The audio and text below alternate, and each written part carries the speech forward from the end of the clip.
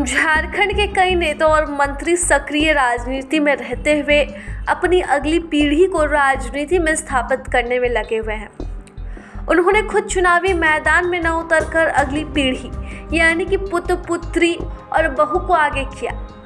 इसके लिए वे लगातार मेहनत भी कर रहे हैं ताकि उनकी अगली पीढ़ी विधायक का चुनाव जीत जाए। राज्य में दो ससुर अपनी बहुओं को जीत दिलाने की जुगत में लगे हुए हैं। वहीं दो पिता अपने अपने पुत्रों को और एक मां अपने बेटे को राजनीति में स्थापित करने में जुटी हुई है। बात करें सबसे पहले पूर्व सीएम चंपाई सोरेन की, तो चंपाई सोरेन सरायकेला से भाजपा के उम्मीदवार हैं। वहीं उनके बेटे बाबूलाल सोरेन घाटशिला से भाजपा के उम्मीदवार हैं। दोनों ही बाप बेटे की जोड़ी चुनावी मैदान में है। चंपाई अपनी सीट पर तो मेहनत कर ही रहे हैं, वहीं अपने बेटे की सीट पर भी जमकर पसीना बहा रहे हैं।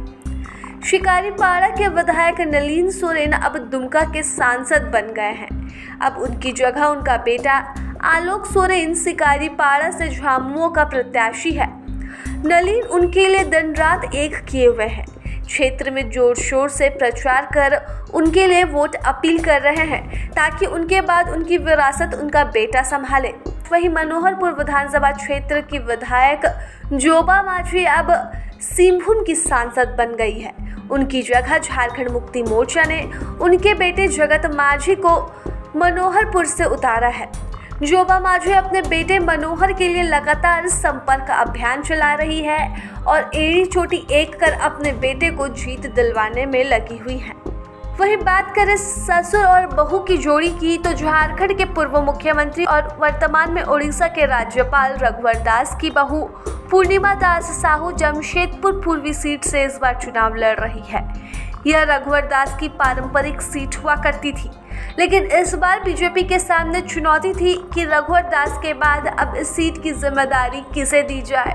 तो रघुवर दास की बहू पूर्णिमा दास साहू को इस सीट के लिए चुना गया है। यानी कि कुल मिलाकर कहा जाए तो इस सीट के लिए रघुवर दास के बाद उनके उत्तराधिकारी उनकी बहू है।